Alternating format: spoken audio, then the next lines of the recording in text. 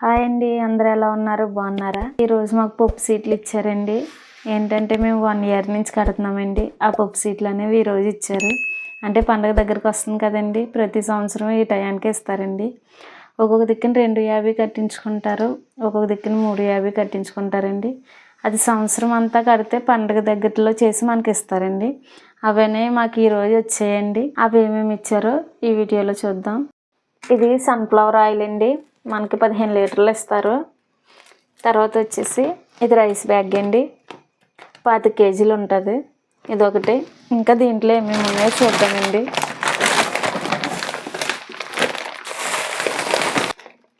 ఒక్కొక్కటి ఓపెన్ చేసి చూద్దామండి ఏమేమి ఇచ్చారో.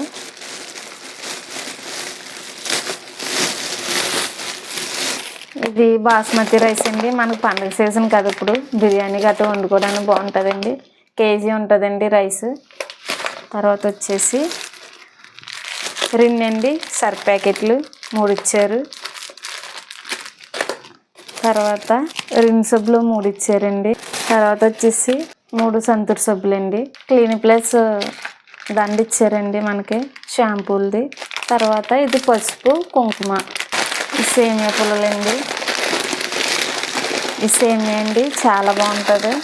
మనం అంటే పండుగ సీజన్ కదండి, అందరూ వస్తూ ఉంటారు. సేమియా గట్రా కాసుకోవడానికి బాగుంటుంది. ఇదొకటి ఇచ్చారు. తర్వాత జీలకర్ర, తర్వాత శనగగుళ్ళు, పెసరపప్పు, కందిపప్పు, శనగపిండి, ఇది గోధుమ పిండి అండి,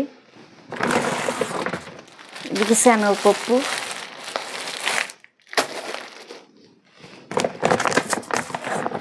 బెల్లం,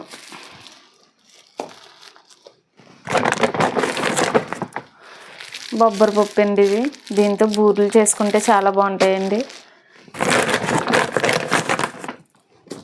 2 బెల్లమే ఇచ్చారండి.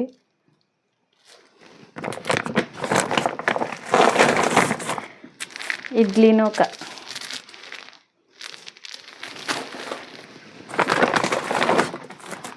ఉప్మా నూక, వైట్ ఉప్మా నూక అండి. ఇది బొంబాయి రవ్వ,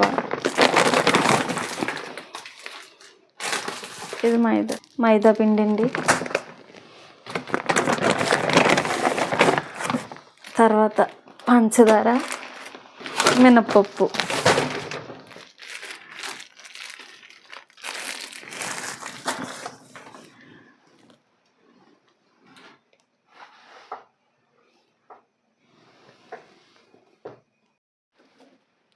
చూడండి ఇవి ఇచ్చారండి మనకి.